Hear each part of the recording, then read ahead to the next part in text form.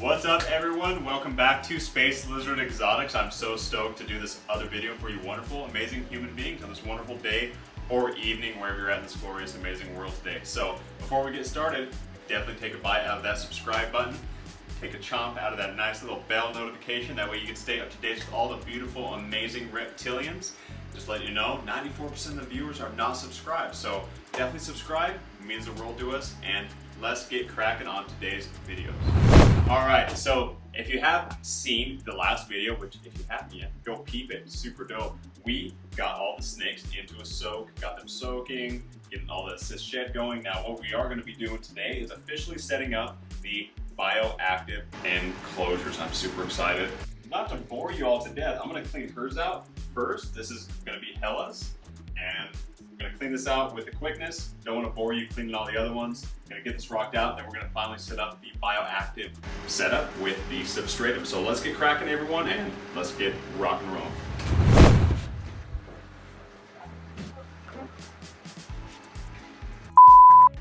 Alright, welcome back everyone. You see how fast I clean that? That's how we do it here. Ain't got time to around. What we got going on today though, super exciting. I'm super stoked to be working with this amazing stuff again. This is Substratum by Exoterra.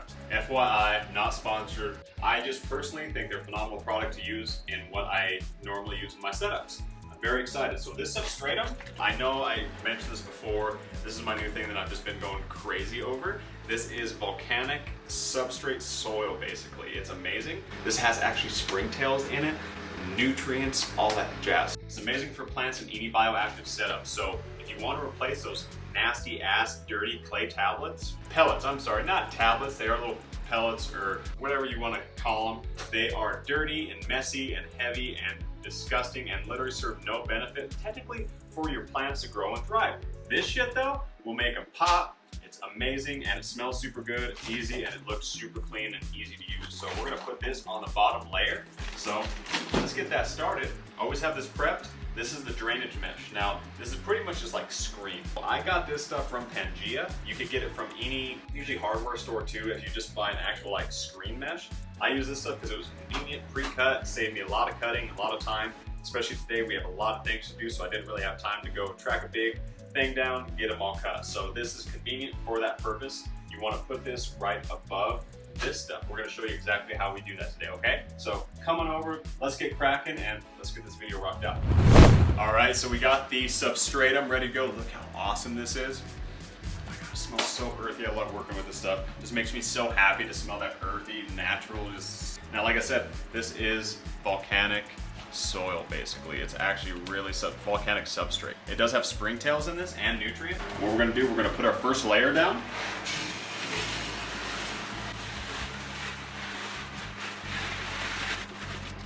That took a whole bag. Oh my gosh, but it's okay though, because this is actually something we definitely need, especially in the emerald tree boa setup. So if you could tell, what I'm doing right here, I'm trying to get this as even as possible, all the way across the actual bottom of the enclosure itself. That way the mesh lays very nice and smooth and snug and all that jazz, and we get to put the soil on top of it without messing up any of the layers on that. This also helps getting a very good base for you once you start putting in your plants, things like that. Like I said, this does have nutrients in it and everything you need to grow plants as well. The plants will actually root to the bottom of this. Wonderful drainage.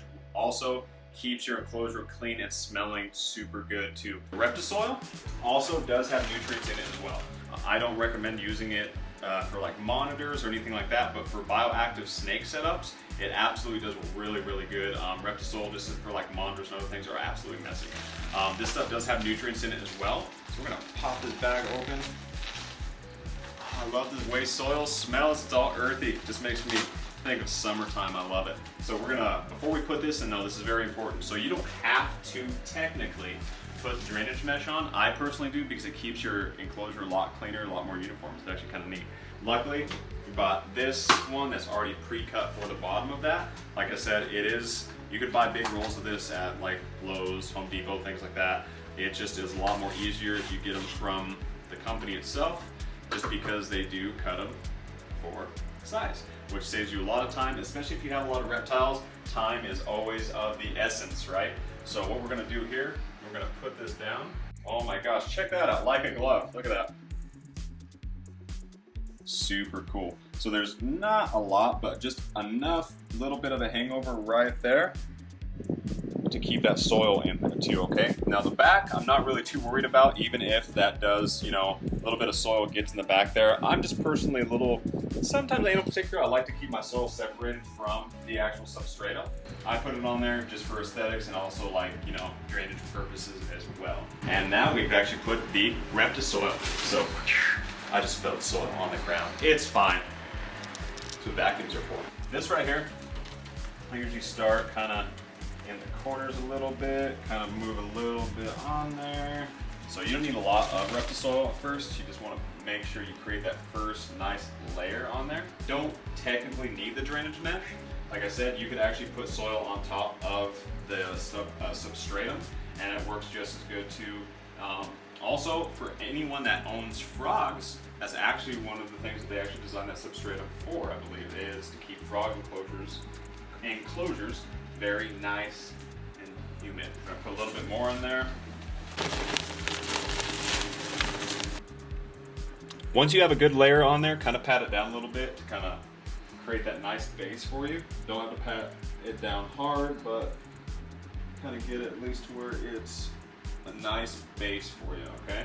And bam. So there is your actual base to your bioactive setup. So now the only thing we technically need in this, in my personal opinion, we're going to be putting some, you know, some foliage in there. We're also going to be putting a little bit of peat moss, breaking it up in there as well, and dairy cows in there as well to kind of help complete the wonderful bioactive setup, because there is actually already springtails in the substratum. That was super quick and easy. Hopefully it was very educational for everyone. If you have not set up a bioactive enclosure yet, I highly recommend the substratum stuff. So rush to your local reptile store or pet store and pick some of the stuff. If they don't have it, request it because it's badass. Another wonderful thing about bioactive enclosures, the plants, super cool. Gotta have plants to make it look pretty, all jungly. It's just wonderful for the animal too. And we're gonna actually put those in this enclosure. As well as this, I'm not going to put this one in yet. I'm actually just trying to root this pothos out. If you ever buy a large pothos, just take a whole bunch of cuttings off it if you want to repopulate them. Put them in some water. They do take a while to root, but I promise you they'll root out. Put them in your enclosure, and pothos are sick. They're so awesome. I love pothos. So we're actually going to put some plants in here, get this all set up for that wonderful emerald tree boa, and we're going to have a wonderful time today. I love setting up these plants. We're actually going to go pick up some more today. While I'm picking up some more substratum, because my dumb ass didn't get enough bags. Of course I didn't. Like, why would I get enough bags to make just, you know, life go by easier? So what you're gonna do here, just kind of like planting any plant in soil, right? Create a little bit of a barrier. Now I put enough in there to where that you can even poke down to the mesh. Just make sure the roots go in there. Do a little twisty twist just like that. Cover it up. Pack it down. First plant, just like planting in grandma's garden, you know? Like grandma didn't really like to plant plants too much. My mom does though, she loves plants. Anyway, put this one over here, put that one over by this one too, some little buddies.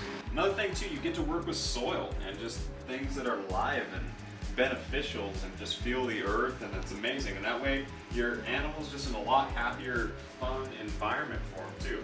Because nobody wants a boring environment for their snake enclosure or any reptile enclosure. That sucks, yo. So you gotta have fun with it. Just blast it out, have fun, get creative, get some of those creative juices growing. And get these right over here too.